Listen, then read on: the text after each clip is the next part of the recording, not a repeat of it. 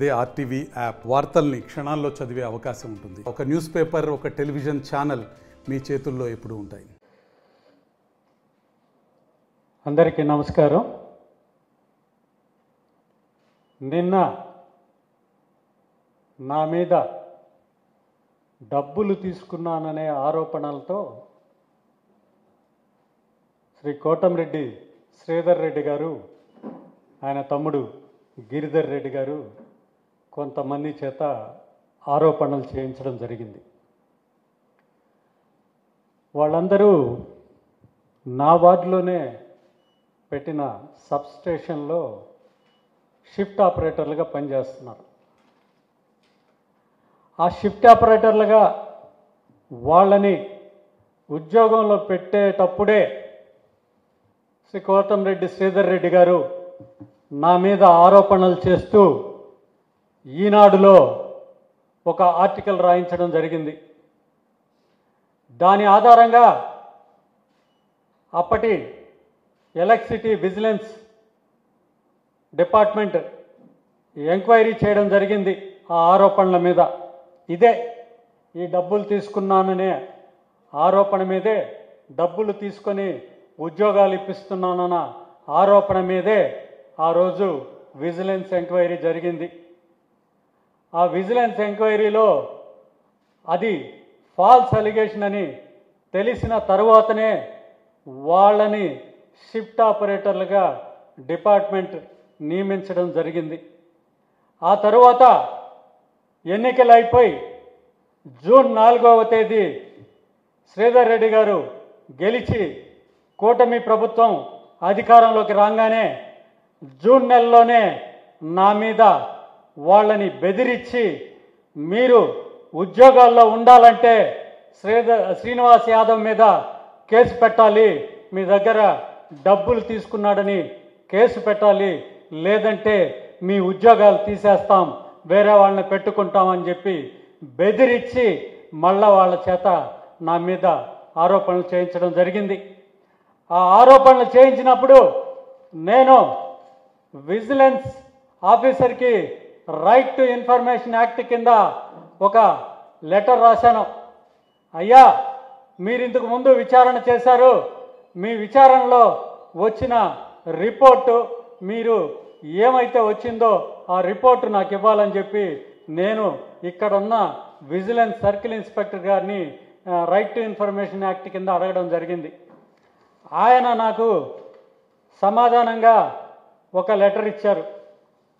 ఆయన లెటర్లో ఏం పొందుపరిచారంటే, ఆ రోజు మేము విచారణ జరిపాం, ఆ విచారణకు సంబంధించిన రిపోర్ట్ ఏదైతే ఉందో అది మా దగ్గర ఉండదు, చీఫ్ విజిలెన్స్ ఆఫీసర్ ఎవరైతే ఉన్నారో తిరుపతిలో వాళ్ళ దగ్గర ఉంటుంది, మీరు వాళ్ళని అప్రోచ్ అవ్వండి అని చెప్పారు ఈ లెటర్లో.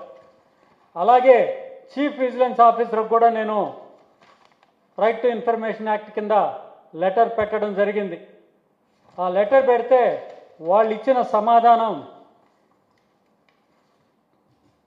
ఇది చాలా confidential matter, in this connection it is inform that enquiry report is a confidential internal document of this department and it cannot be supplied seeking exemption under 8IG and 8IJ of RTI act అని చెప్పి ఒక letter ఇవ్వడం జరిగింది. ఆ రోజు వీళ్ళు చేసిన ఆరోపణలు అవాస్తవం అని తెలిసిన తరువాతనే వాళ్ళ ఎంక్వైరీలో వాళ్ళకి ఉద్యోగాలు ఇవ్వడం జరిగింది. నిన్న నా మీద చేసిన ఆరోపణ ఏంటంటే, షిఫ్ట్ ఆపరేటర్లు వదిలేశారు. ఆ షిఫ్ట్ ఆపరేటర్ల చేతనే నేను లైన్ మ్యాన్ ఉద్యోగం ఇప్పిస్తానని చెప్పి డబ్బులు తీసుకున్నానని చెప్పి వాళ్ళ చేతనే చెప్పించడం జరిగింది. అయ్యా, ఒకటి చెప్తున్నా శ్రీధర్ రెడ్డి గారు, మీకు తెలియదేమో, నేను నా స్థాయి చాలా తక్కువ, నేను కార్పొరేటర్ని. కార్పొరేటరు గవర్నమెంట్ ఉద్యోగాలు ఇప్పించే పరిస్థితి ఉండదు, గవర్నమెంట్ ఉద్యోగాలు ఇప్పించే పరిస్థితి ఉండదు. వాళ్ళు చదువుకున్న వాళ్ళే, నీ దగ్గర ప్రెస్ మీట్ పెట్టిన వాళ్ళు చదువు లేని వాళ్ళు కాదు, వాళ్ళకి తెలుసు ఎవరి దగ్గర ఎవరి కెపాసిటీ ఏంది, ఎవరైతే ఉద్యోగాలు ఇప్పిస్తారు అని చెప్పి వాళ్ళకు కూడా తెలుసు. ఇంకొక విషయం, నా టెన్యూర్లో అసలు లైన్మెన్ ఉద్యోగాలు అనేదే జరగల, రిక్రూట్మెంటే జరగల. ఆ రిక్రూట్మెంటే జరగని దానికి వాళ్ళు నా దగ్గర లైన్మెన్ ఉద్యోగాలకి డబ్బులు ఇవ్వడం ఏంది? విచిత్రంగా ఉంది.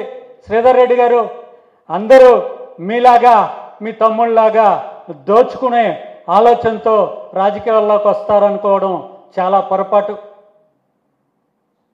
మీ విషయం అంతా తెలుసు, ప్రజలకి తెలుసు, అందరికీ తెలుసు. కానీ మీ గురించి మాట్లాడాలంటే భయపడుతున్నారు. నేను ఒక్కడిని భయం లేకుండా మాట్లాడుతున్నా కాబట్టి మీ దృష్టి అంతా నా మీదే. నిన్నటికి నిన్న కౌన్సిల్లో నేను సోదరి గౌరీ ప్రభుత్వం చేసే తప్పుల గురించి కౌన్సిల్లో మాట్లాడడం జరిగింది, కార్పొరేషన్లో జరిగే తప్పుల గురించి మాట్లాడడం జరిగింది. వెంటనే అదే రోజు రాత్రి గౌరీ గారికి సంబంధించిన సోదరి గౌరీ గారికి సంబంధించిన ప్లాట్లో ఉన్న ఇల్లు కూలగొట్టించి నీ అనుచరుల చేత వాళ్ళ చేత దురాక్రమణ చేయించడం జరిగింది. ఇలాంటి కార్యక్రమాలు రూరల్ నియోజకవర్గంలో ఎన్నో చేశావు. ఎంతమంది వ్యాపారాల్ని భగ్నం చేశావు, వాళ్ళ కడుపు కొట్టి నీ కిందకి తెచ్చుకున్నావు. ఇవన్నీ చాలా ఉన్నాయి, ఒక హిస్టరీ ఉంది ఇక్కడ.